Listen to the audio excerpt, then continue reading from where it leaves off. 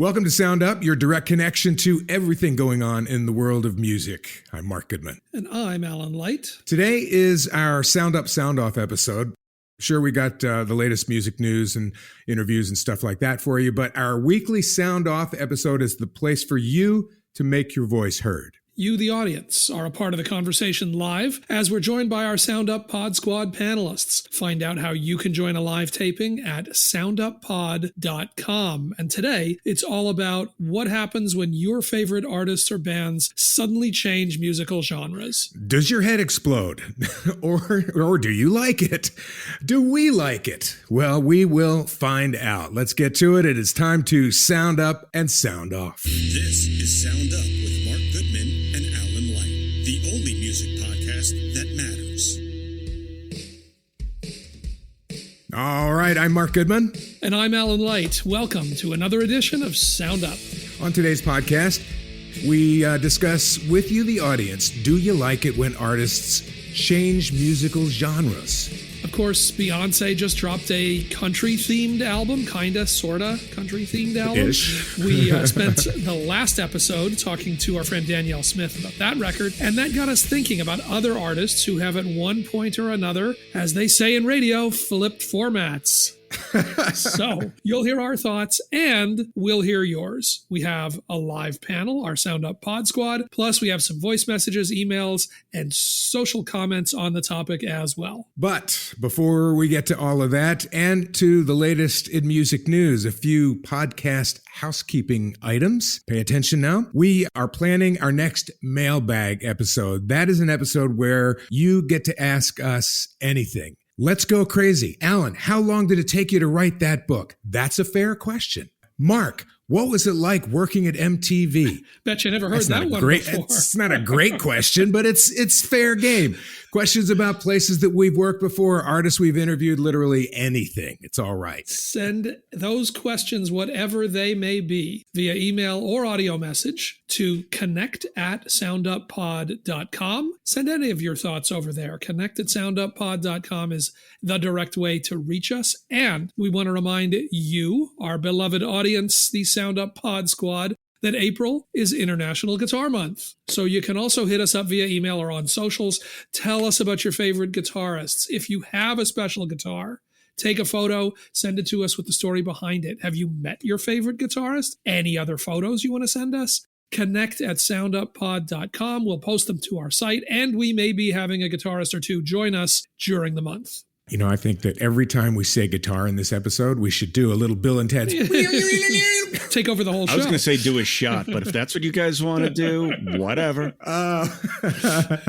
So lastly, as you know, when we go to shows, we give you our concert reviews. But we want yours as well. We know that you're going out to see live music. If you see a show and you love it or you don't love it so much, tell us. Send us an audio message of your review, 2 minutes max, please. This is all because we want you to be as much a part of the show as we are and as our guests are. All right?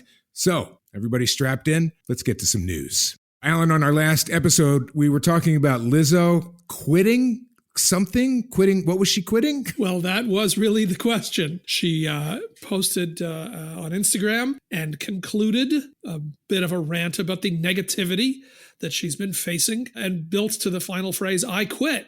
And all of us thought, well, okay. There were headlines saying Lizzo's quitting music, headlines saying Lizzo's quitting social media. So she has now clarified with a new post addressing the previous post saying she was tired of being dragged by everyone in my life and on the internet. She says, now, I wanted to make this video. She posted an Instagram video. I wanted to make this video because I just needed to clarify. When I say I quit, I mean I quit giving any negative energy attention. Got that? Oh, man. What I'm not going to quit is the joy of my life, which is making music and connecting to people. And I know I'm not alone. In no way, shape, or form am I the only person experiencing that negative voice that is louder than the positive. She kind of pulled a George Costanza here, where he quits his job and then just decides and just shows up. And he's like, what quit? I was kidding. So clearly, by I quit, she just means I'm done with that nonsense, which I think is what we all sort of assumed where this was going. Can I ask you guys, I just don't want to believe that Lizzo is that person that she's being sued for. I can't imagine this woman who has fought her whole life to be seen and to be included is doing the opposite to people on her crew. I will not speculate on allegations and multiple allegations from people. I know. It's really disheartening. Clearly, this is not just about the suits, but about, stuff that she's got to answer for all the time. She says if she can just give one person the inspiration or motivation to stand up for themselves and say that they quit letting negative comments win, then I've done even more than I could have hoped for. I'm going to keep moving forward and keep being me. So that's what we expect to hear from Lizzo. Yeah, that's good. And I don't think realistically we would have looked at that post and said, what? She's never going to quitting music? She's putting down the flute forever? I don't think we ever would have thought that. But there is a little more clarity on the Lizzo situation. Now, in terms of moving forward and being yourself, J-Lo is kind of doing that. Well, in a way. Kind of looking back. Yeah, she's kind of waffling a bit. This Is Me Now, the tour. That was what she rolled out. We've been hearing about it. But the word is that ticket sales are not what she would have hoped. This Is Me Now, a love story, came out at the same time. These cinematic experiences also, people aren't loving them. So apparently tons of seats available for J-Lo tours. But in order to kind of stop the bleeding, she has decided to change the focus from celebrating new material. This Is Me Now. Who wants to hear new music? Now? What do you mean now? Now. Ooh. She's changed the This Is Me Now tour. It is now called This Is Me Live, the Greatest Hits. That's what it is now. This Is Me, the tour. This Is Me Live, the Greatest Hits. This is fascinating because the album kind of bombed. Yeah, it made it up to what in the 40s or something like that. 38 on the album chart. The tour that was tied to the album correspondingly was bombing. Yeah. So we're just going to relabel the whole thing. We're going to make clear this is not about a focus on the new album. I'm going to play all those songs. This is a greatest hits tour. Now, do you think she went in and reworked this show, or do you think she just slapped a new label on the front cover? It's a really interesting question. Because I'm assuming it's not like she wasn't going to play the hits in the tour anyway. Of course. Like any artist would, theoretically, most artists would, okay, you hit the new album a couple of times, but mostly it's going to be the stuff that people love. But she could have had maybe some medleys in there that now maybe need to be fuller. But come on. Her stuff is super choreographed. It's super probably timed out. I don't know. Plus, we're the same age. She's 54, I believe. Mm-hmm. This is I'd say pretty early in someone's career for the career retrospective greatest hits tour. I mean, Madonna's doing that. And she's 10 years older. She's 10 years older, Yeah. Yeah, I just wonder, yes, maybe they moved it around, switched some songs, switched the sequence a little bit, but I bet this is much more about rebranding than about actually changing what the show is. It would seem to make sense that would be it. I mean, remember, she co-headlined the Super Bowl. Yeah. 2 years ago? Yeah. 3 years ago? So to go from that to I can't sell tickets on my tour. Right. That's a pretty rapid drop. Yeah. I mean, I didn't see that coming, really, except to say that people, like the response to that spot during the Super Bowl with her and Ben and at the Dunkin' Donuts. I mean, the horrible response to that might have made her think, maybe they don't really want me now. They want me then. They want me then. Oh, all right. A couple more things we want to get to in the news. All right. Up next, something big in terms of what AI means to some of your favorite musicians. In an open letter to AI companies, a bunch of musicians stand against efforts directly aimed at replacing the work of human artists with massive quantities of AI. This is the Artist Rights Alliance. They have issued this open letter focusing on the rise of AI music. Over 200 names in the music industry have signed on. Billie Eilish, Pearl Jam, Greta Van Fleet, Jason Isbell, Katy Perry, Nicki Minaj, Elvis Costello, Jean-Baptiste, Stevie Wonder. So it's from all over the map on that. Under the call, stop devaluing music. The letter says, some of the biggest and most powerful companies are without permission using our work to train AI models. That I understand. That's offensive. These efforts are directly aimed at replacing the work of human artists with massive quantities of AI-created sounds and images that substantially dilute the royalty pools that are paid out to artists. Lifeblood in this day and age. We talked the other week about this piece of legislation in Tennessee, the Elvis Act, you will recall, that was nominally trying to limit AI use within the state or by stuff produced within the state, that was kind of coming at it from through the publicity and likeness angle, kind of working an end around.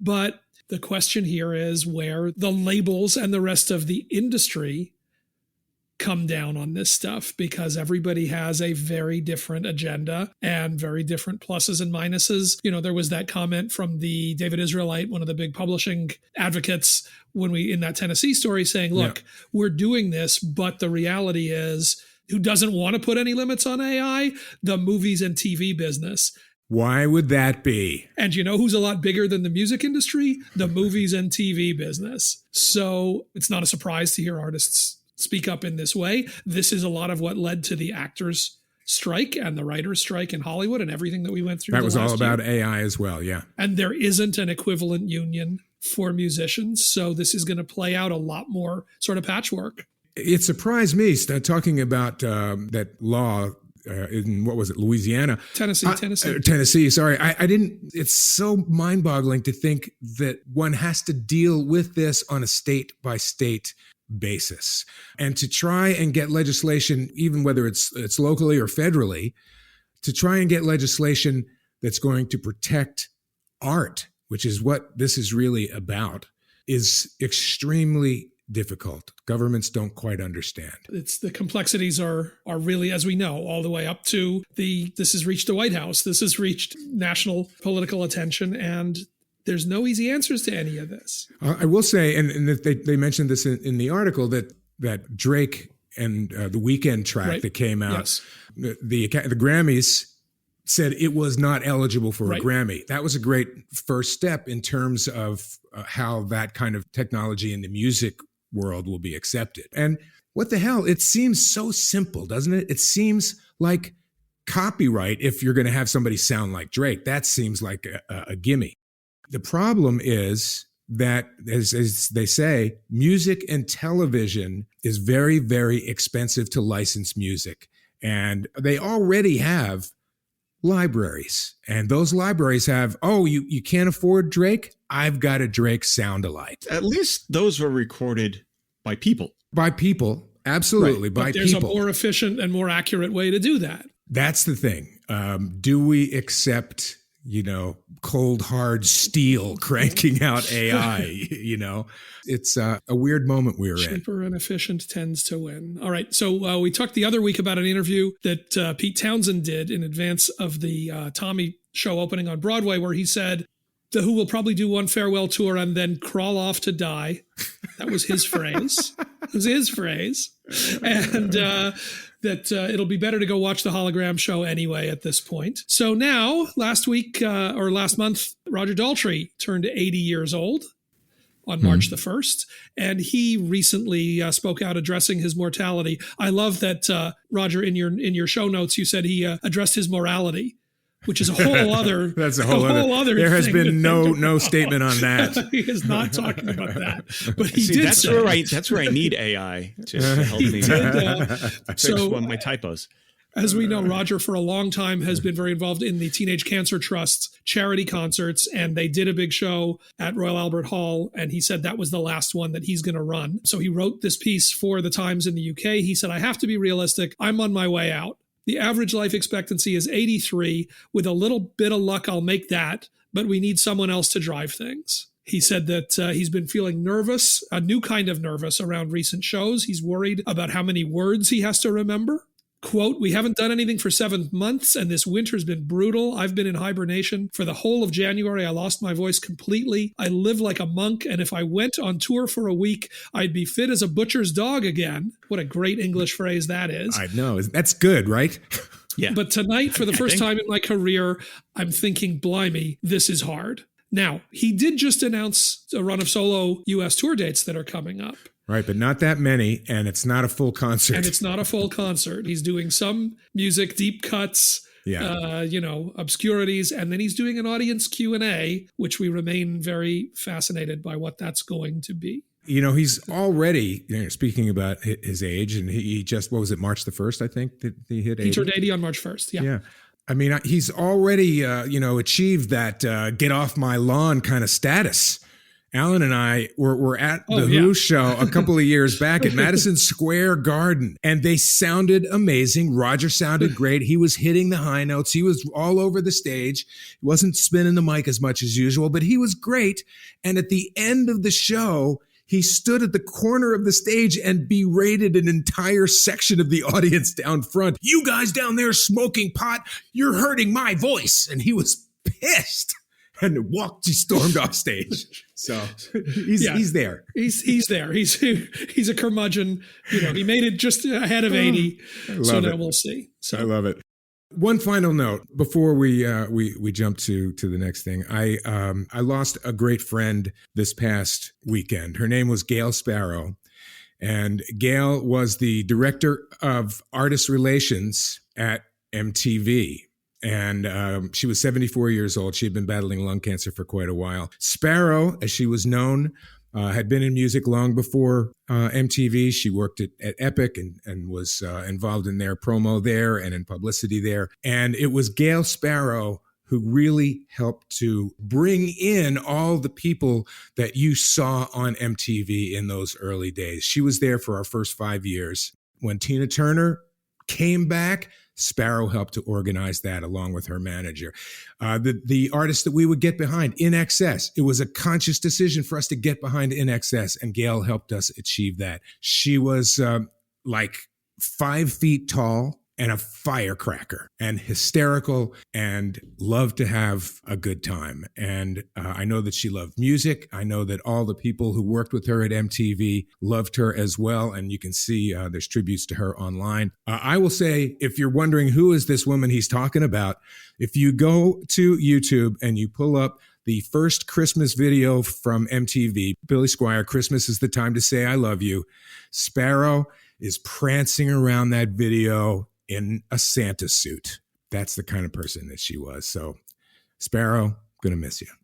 Very nice. Yeah, I saw all the tributes from all the old MTV staffers all over the web. And clearly one of those people behind the scenes really making things happen to get you guys on the map. We could not have done it without Gale Sparrow, I'm telling you. And I had just gotten word a couple of months ago that she was doing better. I saw her last summer. She had a house in Cape Cod. We spent some time together. I'm so glad I did that because I was planning on going up again. I just thought she was on the mend. But our friend Jan in the chat notes, OMG, I love her in that video. So somebody knows exactly who you're talking about out there. Yeah. She did make the video.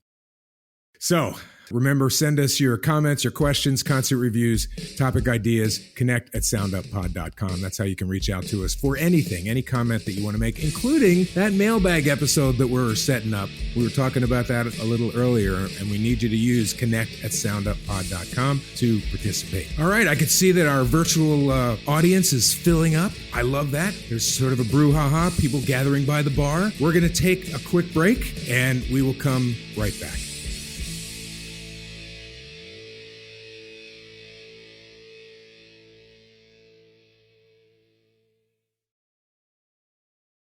It's your turn to sound up, right here on Sound Up with Mark Goodman and Alan All right, White. that's what we're talking about. Welcome back. It is Sound Up, the Sound Off episode. And I want to welcome our Sound Up Pod squad who gathered before us today. We're talking about artists changing musical formats or changing genres. How do you guys feel about that? We're going to get to your responses both here in the studio and via email. Of course, we're talking about it this week because of all the attention around the Beyonce album. She kind of did not as linear as was set up of like, it's the country album. It's clearly not the country album, but it clearly is a big change in direction for Beyonce. And so that made us think about all this, and artists who've done it in the past either telegraphed it or not. And we have our opinions, emails. We have our live audience. We got some voice messages as well, including this one we're going to start off with from our friend, Pod Squad member, Sound Up regular Dina Runner Wine Beach. I've been thinking a lot about the subject of when artists change genres. And I think that an artist is an artist and musicians are artists in that general sense. So I think it's not unusual for them to want to spread their wings into something different and try it and see how it, try it on and see how it feels. So I'm all for it only because I think that you never know what you're going to get with an artist. Now you take somebody, and I know this came from Beyonce with Cowboy Carter. The fact is that she's such an amazing artist that I would listen to her sing just about anything, between the pop songs or the standards or the jazz. I mean, all of that. I just loved her as Etta James. So, but I can see where it can be tough for people who really like an artist to stay in their own quote unquote lane. But I don't know. I've always been a fan of music. Music is art, and art is subjective. And just because we don't like it doesn't make it bad. Anyway, love listening to the podcast. Love being in the audience when I can. Hope all is well. Bye. Thanks to Dina. So, Mark, before we jump into it with these guys, anything you want to register? It's a weird thing, art versus commerce, because to some extent, that's what's at play here. And what Dina says is absolutely right. These people are artists. They should do whatever the hell they need, whatever moves them, whatever spirit they have. However, they should be prepared to be dropped by the record label and by a chunk of their audience. Because I think that people these days, meaning in the last, 20 years since the internet, are less open to changes. Are less open to changes. This is what I expect from this person. Don't give me anything different. Maybe there's another person who's doing something else that's not like this that I would like too, but this person does this, and I need to know that. I have to think about that. I mean, on the one hand, you're immediately going to get dragged and attacked, and no matter what, if you know that that's coming. I don't know if that represents whether people are more or less open to it. I have to think about that. But certainly you're going to hear about it more, and you're going to hear about it more immediately. You hear about everything more, yes. A couple of things the first thing I was thinking about was, and I've seen some people make this point, for all the talk about, those who were like, how dare, especially before we heard it, how dare Beyonce go make a country record? Dolly Parton just made her rock and roll record a couple of months ago, right? That was the big, after the Rock and Roll Hall of Fame, I'm going to make a rock record. And she brought in all the big rock stars, and Paul and Ringo play on Let It Be. And, They had to drag her kicking and screaming into that genre, though. Well, not once she said she's going to do, and people weren't pushing back saying, how dare she do that? 100%. So that, but I don't know, but I was thinking about obviously a lot of this has a lot of older rock stars who've gone to the country lane, right? And I was thinking about, the ones that have really worked. Darius Rucker, we have to think about in this conversation as well, right? There's maybe nobody who has as successfully pulled off that shift in lanes, seamlessly. And, I talked to Darius a couple months ago for something, and he was talking about that phase in his career. And he said, when he did that first country record, one thing he did was he went to his label and he was like, what's the most, in country radio, you go do your radio tour. You're expected to go show up at every local terrestrial radio station and do the interview and kiss the ring and, make everybody happy. And he said, what's the most anybody's ever done for a radio tour? And they said, 100. And he said, then go book me 101. He said, I am going to put in the work to convince people why I'm serious about this. And I remember, I know I've talked about this, I was covering the CMA Festival right after Carrie Underwood won Idol. And she was on the bill. She was low on the bill. She was a kid. And I remember her at a press conference, and I always think about this, her saying, okay, I'm coming into your world, and I am not a TV star here. I'm a rookie singer, and I am here to take notes and to watch and to see how this is done and to put in my time to earn your respect. And I think about that versus Steven Tyler's country album. Right? Wait, he did a country album? And people like that who are just like, I can just breeze in and do this because my name was gonna, it'll be fun and my name is gonna, and why that doesn't do anything. Yeah. So I do feel like there's something that has to do with the attitude that you come in, the respect that you show, that you're not just some dilettante, like jumping in just to do it. Of course, you're allowed to do it. It's fine. Yeah. And then people are allowed to say if it's crappy. But part of the reason that it's usually when it's crappy is because you really haven't put in the work. I mean, well, say what you want about the Beyonce record. She's been researching and structuring that thing for years. Right. It's different. It's not a total departure. Well, that's the thing. It's not a country record. Right. There's country music on there. Right. And I go back to, I remember years and years ago being a big Pat Benatar fan. She released a jazz album and I went to see it and it was great and it was cool. But one of the things that I think bothers me when artists do it, and it's, my own personal feeling, is it's fine if they come back, if they're doing a one-off project and they want to try something, then they're coming back to their genre. But when you're a fan of an artist and, it's 2-3 years before albums and they release one of those, now it might be 5-6 years before you get them back doing the thing you love them doing. It's tough, In support of generally listeners having a hard time changing lanes with the artist, look at what happened to Garth Brooks. Oh my God. I'm surprised that he came back from that. What was that guy's name? Chris Gaines. Chris Gaines. What a nightmare. And he's a great musician. And there was, that wasn't a bad record. It was okay. The question always with that is how would that have gone differently if he had just put that out as a Garth Brooks record? Fair enough. The question is, was it just the construct was so insane and the way that Garth approaches everything as like maximally over the top that it, made it ridiculous. Don't signal you're fake. So interesting as exercise. So, anyway, let's. I want to jump to some of the people who are gathered in front of us here and see what. Actually, I want to go to Katie because Katie, you were first up. You were the first one who arrived, so we're going to go to you first. And she's wearing the Eras T-shirt. Taylor, we know somebody who's been through some of this herself. Yes. I am here on behalf of the Swiftie delegation. That is my role.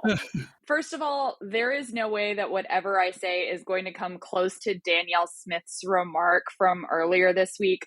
She said it perfectly. There is space for everyone and segregation has no place on music charts. The way I was just hollering in my car in agreement. Yes. I love that. That's great. Yes, she just hit all the nails on all the heads.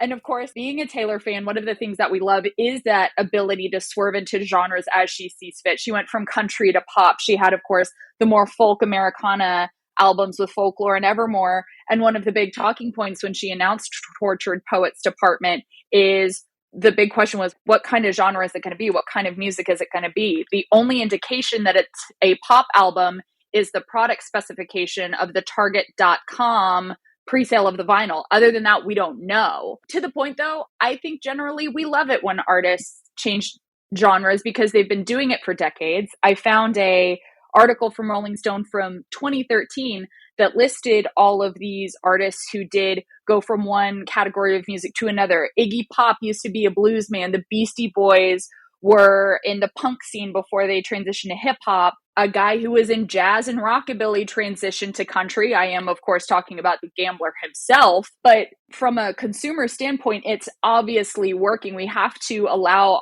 the artists that we love to have that ability, that willingness, that desire to kind of step out of their normal bounds. Because if we don't, if we begrudge them that desire, we're going to miss out on great things like the Beyonce Miley duet, which is probably one of the most vocally pristine songs that I've heard in recent memory. It is just so outstanding. Or, of course, the Eras tour. Obviously, it's not always perfect. Chris Gaines looking at you a little bit, but good music is good music. I mean, of course, all of that is unarguable. But are there any that you look at? I mean, again, I mentioned like the Steven Tyler country album. Are there some that you look at a little more cynically?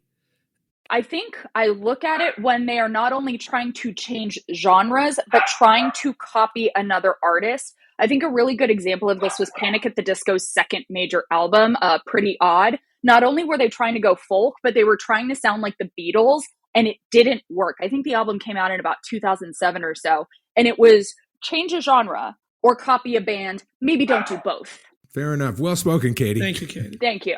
I just want to say the phrase I keep thinking of from Danielle the other day that I thought was, unbelievably smart was saying, if Beyonce, okay, we'll say this isn't a country record. If she had said she was making a pop record, nobody would care. If she had said she was making a rock record, yeah, maybe, okay. The saying that it was a country record was to maximally light people up. You think that's what was going on there? I think that's a really perceptive, putting that frame on it, guaranteed it would set up, this dialogue and this discussion in a very different way.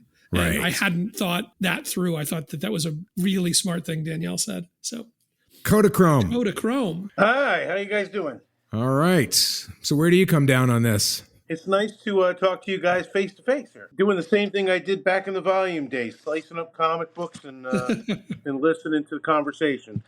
One of the things that really tripped me in this conversation, that I was reminded of, do you guys remember when Jewel put out the pop album? And I was like all in on Jewel from Pieces of You and Right. and her second album, but it was kind of like, it just felt weird. It felt forced. And I don't know, the girl that's living in her van, that's doing coffee house tours, suddenly is a pop artist. It just didn't seem right. But yet I bought the album and I found myself bopping along to the song. I think Ricky Nelson said it really great in Garden Party when he said, if you want me to just keep singing the songs I sang, I'd rather go drive a truck. I think that there's sometimes artists just change in what appeals to them, and I think, as was just stated before, that you can tell if there's a genuine part to it. Well, it's sort of like, is it something that their artistry led them to, or is it, political is the wrong word, but is it a political move? I think it's hard too, because I mean, as you say, like Aaron Lewis from Stained and Blackie Lawless from Wasp, Right. went and put out country album. Why does everybody do country? What is it about country? Why is everybody segueing to country? Because you can get older and because you can still play your guitar. Well, I think too, everybody thinks it might be quote unquote easier. You write about the trucks and hot took pants, the train, and went to jail, whatever. Those, I listened to them, but I didn't really feel that they were genuine choices. And you see both those artists have kind of come back to doing the old tricks again anyway. All right, Kodachrome, thank you. Alan, you want to jump to some email? Yes, but before that, I just want to use this phrase and just leave it out there. Yeah. Joe Jackson's Jump and Jive. Well, it's funny. I have Joe Jackson up on my phone because he's a perfect example of an artist I love who constantly does that. He will do a jazz album. He will do a classical album. I think his current album is almost like a Broadway musical type album. Right. Huge Irving Berlin fan and a graduate of the Royal Academy. Mm-hmm. I think he did an entire Duke Ellington album at one point. But I mean, listen, you can skip those if you want. But once again, like I said, as a fan of his rock-leaning stuff, pop-leaning stuff, because he does projects like that, there's sometimes big gaps in between those projects for me. And that's just what it is. In terms of Joe Jackson, that's maybe a great example in terms of an artist following his muse. And establishing early on, this is what he's going to be doing. I'm doing this now, but that's not what I'm going to be doing later. I mean, he did that third album in. Right. I interviewed him between each of those albums, and everyone, not that he hated it, but he, like, the first time I saw him was in a club and somebody in the back was like, rock and roll. And he was like, rock and roll. We going to play that tonight? I mean, his first album, he was already like, fuck you. So great example, I think. Jump to an email from our dear friend Joel. By the way, he notes that he's been out of pocket for a minute because his mother passed, and wanted to thank Mark and wanted to thank the kindness of the Volumaniacs / Pod Squad. Joel says, just want to let my appreciation be known for the group that the three of you helped inspire. So, Joel, we're thinking of you. Hope you're hanging in okay. Sending our love. On to the topic at hand. I gave up defending my love of classic country music and Kiss years ago. Screw them if they don't understand. However, what I run into now is the utter disbelief that I love Miley and Taylor. Yes, Alan, Nat Taylor. Guess folks can't fathom that while I love Hank Williams and Buck Owens, I also love what I've heard from Miley and Taylor. Some people love Brussels sprouts, some people love ketchup. I love Hank and Miley. I also refuse to defend my love of anchovies on pizza, but that's for another time. Almost a Swiftie, Joel. So what I would ask Joel, or what I would ask him to follow up, is just, did he come in at a certain phase on Taylor? Because I cannot remember if this is a thing we discussed, if as she's moved more, as Katie was saying, into the acoustic singer-songwriter stuff, did that kind of connect with him in a different way? Did he push back when she was being framed sort of more country in the beginning? You know, once it was more clearly pop, you know, could he sort of accept what that was? Like, those are the things I think around that career that, right, you know, I'd be curious about how he saw the light. Right, that's true. I have to wonder. A great example brought up in the chat, Kendall brings up Tegan and Sarah. Now, they started out pretty much straight up alternative and then totally transitioned into a straight up pop act. It didn't seem like a hard left to me, though. Modification in sound, again, at some point I'm going to talk about Prince, and like, Prince changed sound lots of times, but I don't think of him in terms of changing genre. Right. That's what I mean, that there's sometimes you can let other influences in. And that's not what Joe Jackson does. He has that influence and he goes all in. But I think Tegan and Sarah would be an example. And I don't know, could Taylor fall into this category of an artist who's just, look, this is just what's in her head? It's funny to go back and look at, because I did a cover story for Billboard with Taylor when 1989 came out. Mm-hmm. And the bulk of the this was the I'm a Pop Artist Now album, right? Yeah. But this is after Red had We Are Never Ever Getting Back Together. Like, that ain't a country song. Right. Like, she had clearly, the music had made that jump, but it was a question of sort of going to the industry and saying, okay, look, we're not going to work my singles to country radio anymore. That's not, and it was a huge thing. And it was a big question mark. Like, now anything that she does is just the biggest pop thing. That's what it defines. But it was not a sure shot at all when she was making the transition, even as you're saying, the music didn't even transition that much. Laurel, what's on your mind? I'm fine with switch genres, whatever. It's your deal. You do you, and eyes on your own paper. I would want to ask artists, why did they switch? Especially those who were super successful in their original genre, who switched, and will they then switch back? For instance, will Taylor go back to doing country now that she's become this huge pop star? The second thing was, the people who aren't happy about it or don't like it, is it because we now have unlimited access via social media and all the things we feel like we know these people intimately? And do we feel we've become super connected to them in the way that we have first become attracted to them? And now, what do you mean you've changed? Now you've changed lanes, and what am I supposed to do with that? Well, and also, I mean, there's the like personal relationship, but there's also just like, hey, I like it when you do stuff that sounds like this. I don't like it so much when you do stuff that sounds like that. I mean, I do understand that, like, you know, you make that decision, you may lose people, you may pick up other people. I think any artist is well aware of that if they're doing it once they're at a certain sort of standing, which gets back a little to the conversation we had a few weeks ago about changing up versions of your songs, right? Yep. It's a lot of it is context. If Lady Gaga is doing, you know, a jazz project, she's not going and playing stadiums like when she's doing a big Lady Gaga project. You know, where you set the expectations for what you're doing, the context does make a big difference. Right. I think, though, you know, if you go to like Kiss doing I Was Made for Loving You, or even Metallica when they released the Load album, you know, which was really geared towards alternative radio at the time, I think the bands that have been with them from the get-go and buy into everything this band does tend to feel abandoned when that happened. Like, we're not good enough. You've got to go get something else because it's just not enough to do what you're doing and doing the thing we love you for. And I could see why people get pissed off when artists do that. Especially in both of those examples when there's the sense of, oh, they're just chasing the sound that's hot. Right. Now, I accept if Metallica's like, look, this new direction is really interesting and exciting to us, and we want to see what we can do with it. You know, we're hearing these bands that have a different style that we feel like I'm not ready to just blame them of, oh, you're just jumping on a bandwagon. Right. Like, I accept that there's creativity and challenge that comes with that. But to what you're saying, Roger, it's certainly from the fans who were there saying, well, you got to go chase the new flavor. We've been here all along. And I think fans have this uncanny ability to suss out bullshit. True. If you're moving in that direction because that's where your muse is leading you, it comes out in the music that you create. If you're trying to make, if you're going to change lanes and try and have a hit in that new lane because you think there's a bigger audience or more money or whatever, that smells a different way. Lana wrote saying, depends on the artist. Nobody does it better than Miley and Post Malone except Lady Gaga. So there's the Gaga. And Post Malone, who shows up on the Beyonce record. That's a great one, because that guy, if I remember correctly, I mean, look, he came first out of the box, he was rapping. And he may have been the first guy I saw with face tattoos. I'm not sure.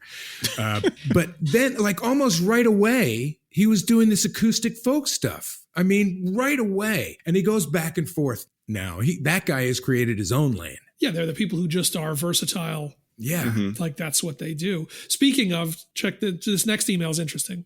Gale says, generally the answer is no. I was a big fan of Linda Ronstadt when I was younger, but once she switched to the Nelson Riddle standards, I lost interest. Later, when I grew to appreciate those standards, I sought out Ella Fitzgerald's versions of the Great American Songbook, not Linda's. But I still love Linda's rock and country singing.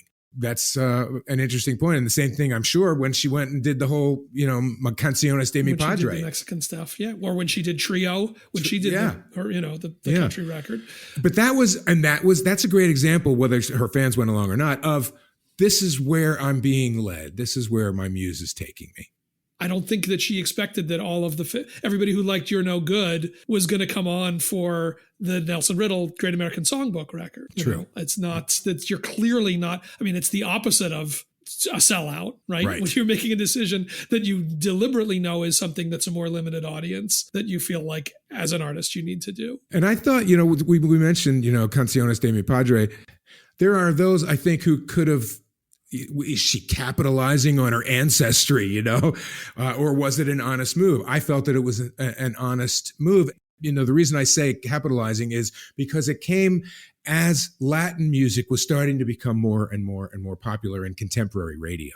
Now, I don't think that that's what happened. Yeah. I mean, first of all, it was traditional songs. It was not Latin pop songs. And it was before, Ricky Martin. Was it before Ricky? Yeah. That was. So that's an interesting one, because Linda, in a way, is what Roger, sort of the Joe Jackson thing. Right. Of fairly early on establishing, I'm going to do different things. I mean, certainly when she did Mad Love and was doing Elvis Costello songs, that was not the country rock girl who worked with the Eagles. So, that's where that played out for a long time. And an interesting one to think about. And I think it's good when artists who do this are able to do them in a way that makes both sides happy. Take Lady Gaga, for example, who kind of lives in two different worlds in her career, where she's got her pop star, megastar, stadium act career. And then she's got this jazz side, which seems to be framed smaller, done differently, and is kind of two separate audiences. But also another one where it's clear she's not a dilettante in that world. She entered that stuff with the respect for the form and having done the work and having, cultivated the relationship with Tony Bennett and all that stuff. That reminds me of that Darius Rucker story of, if I'm going to do it, I'm going to do it seriously and I'm going to work at it. Dennis, welcome to Sound Up, Sound Off. Where do you come down on all this? I just want to say, now that when you got into the discussion, I'm in Tucson, Arizona, and the Linda Ronstadt conversation. Sure. I will defend my Linda to the ends of the earth. If you live in Tucson, and I've done that for 32 years now, you just know how authentic it was for her to go into the mariachi lane. Even when she stopped singing, she used to come to town and do question and answers, sessions. And that was her life growing up, was singing those songs. That was truly authentic. So, and I'll defend her to the ends of the earth. So, But the thing that I love it when other artists go into genres. It really gets me to want to go and listen to other things that they've done, even if it's not in the same genre. Willie Nelson is a classic example for me. When he did Stardust, that's, Oh God, yeah. it was a monster album and everything. And I wasn't a Willie Nelson fan when he did that, but then I went back and did all of his outlaw country and all this other stuff because I so much loved it. And I became a Willie Nelson fan. And so it's a kind of a gateway for me to go. So potentially a change in genre could bring in a whole new audience and win you over. And that one's a perfect example, first of all, because anything that Willie does is so Willie first, right? But working with that, with that material and those songs, and that was the biggest album he'd ever put out, and clearly brought a lot of people in, who wouldn't have listened to a regular straight up Willie Nelson sings Willie Nelson songs record. That had the magic. What an amazing album that is. Right. Thank you, Dennis. We said you may lose some fans, and then you also may gain some fans. May gain Dennis. Dennis may come over to your column. We got an email from Rachel Sandoval Carl. Rachel. Of all the weeks I'm available to join the live conversation, and I have laryngitis. I typically don't like when artists completely change genres. I like stretching into new territory and exploration on a song or two, but not the full shift. Of artists that do this, here we go. I typically like only one set. For example, Lady Gaga. I enjoyed her collaboration with Tony Bennett, but won't buy the album. No Doubt switch to dance music? No. Wow. I said yes. If an artist wants to separate projects to explore, I think this approach is better. For example, Corey Taylor of Slipknot and Stone Sour. I think his solo stuff, did you think that was a genre change? I didn't think Well, if you're in that world, Slipknot and Stone Sour are very different. He went from screaming to singing. Yeah, okay. It's not screamo. It's not a full 180. Right. But definitely there are different. I think there's different followings for those bands. I think that's fair. Tom in Wisconsin. Yeah, my thoughts go back to, I'm a child of the 80s and hard rock and, seeing all the bands that came up in the 80s when grunge hit and watching all these hair metal bands, as we call them now, try to put out a grunge album, right? So like Def Leppard and Kiss, Roger, right, with the Carnival of Souls album, which, Motley Crue did it. And absolutely. And, this is not such a huge genre change, but stylistically, I think those guys were sort of chasing a trend, trying to stay relevant, maybe seeing what other bands were doing and saying, okay, that's cool. Let's, I'm going to try that. I don't mind if bands do that. I respect, that they want to be artists and they want to do what they want to do. But I think like Dina said originally, then you got to be prepared for the consequences. There's some of those shifts that I like and some that I don't. I think some of it also is in terms of kind of how you present it. So Alan, I listened to the first show this week and talking about Beyonce's album as a country album, but you said, no, it's more of an Americana album. So what did I do that afternoon? I'm like, oh, I'm going to go listen to that. Put a little bit differently. But you wouldn't, when it was a country album, you weren't going to listen to it? Is that what you're saying? Because you were musically less interested or because you were kind of more suspicious? A little bit of both. I mean, country is not my lane, but Americana, which is close, it's fuzzy, right? But that was something where I said, oh, okay, well, I'll give it a listen. And my review on it is 50-50. I like half of it, maybe not the other half. But again, I give these artists, they should do what they want, right? Whether us as fans like it or not is going to be subjective. So, well, hell, at least for now, it's a free country. Yeah, true. So, of course. We'll see. But yeah, I mean, go do what you want. If it's a little bit of a shift, if it's a big shift, that's fine. Maybe you pick up new fans. Maybe maybe you don't. Maybe you learn some lessons. And look, all of this is playing out against, the other thing that we were talking about regarding the Beyonce record is, of course, this is happening as these genre distinctions are blurring anyway. I mean, as it's not a story when a country singer uses hip hop beats. It's not a story if, a rap record is number one on the pop charts. Like that's, we go back and we peel these things apart and we're like, oh my God, it was this big thing between that a metal band went more grunge. Like nowadays, those kind of distinctions are, much less significant unless you're doing, I mean, Gaga doing Gaga records and acoustic, piano jazz records, those are different things. But a lot of the stuff in between, that's all getting mixed together anyway. All right, Tom in Wisconsin, thank you very much. Before we get out of here, our friend Irish Keith wants to weigh in, and he sent us this audiogram. I'd rather be with an animal. To ding, tick, tick, tick, tick, ding, tick, tick, tick, tick, ding, tick, tick, tick, ding. I've got a love to miss and say goodbye. Eddie, what the fuck are you doing? Eddie, I love you, man. I fucking love you. I adore you. But do us a favour, dude. Go up to your bedroom with that ukulele. Don't be sitting down here on the beach playing it for half an hour singing these fucking ridiculous songs. I don't know what you're bleeding thinking, man. Nobody wants to fucking hear it, dude. When Eddie went from fucking Pearl Jam to ukulele song, my heart broke. I think I sank, man. It's the only CD I ever had. I totally frisbeed it out my car window. That's not even a joke. I was driving down the road. I put the fucking CD in the car player, and I loved my CD collection back then. But I fucking frisbeed that fucking CD out that window, thinking, "Give it up, Eddie. Give it up, Eddie. Do us a favour, man. Stop having a haircut like my fucking 45-year-old granny. You know what I mean? Jesus Christ, to get back to being a rocker. Don't give us that ukulele crap. Nobody in this world wants to listen to a ukulele for more than, I don't know, fucking 2 minutes. 2 minutes give you a headache even. Anyway, Eddie, love you, man. But no, brother, no. But I'm not really clear, Keith, on where you're coming down on this. This is why we've learned you don't follow Irish Keith. The good news for Irish Keith is Pearl Jam definitely made a rock and roll record. Yes, for sure. That's about to come out. I don't think there's any ukuleles. I don't think that those made their way into the studio. Oh, the image of him hurling the CD out the window. Disc out the window. It could hurt somebody. I love it.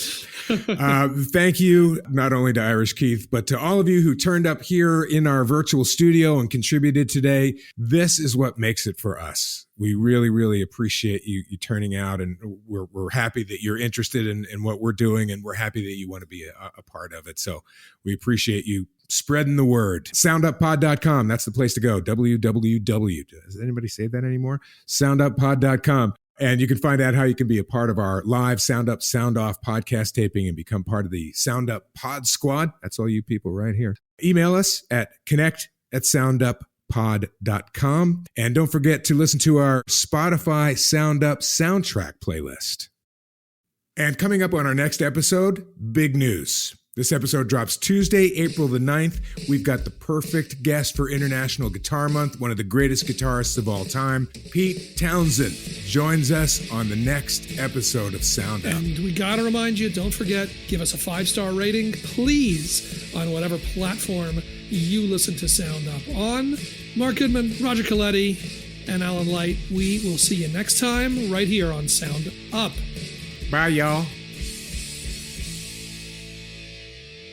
Sound Up is hosted by Mark Goodman and Alan Light, produced by Roger Coletti, and distributed by Revolver Podcasts. Theme music by Smile from Tokyo. Get Sound Up on Apple Podcasts, Spotify, Pandora Podcasts, or wherever you get your podcasts. For more information, email us at connect@sounduppod.com.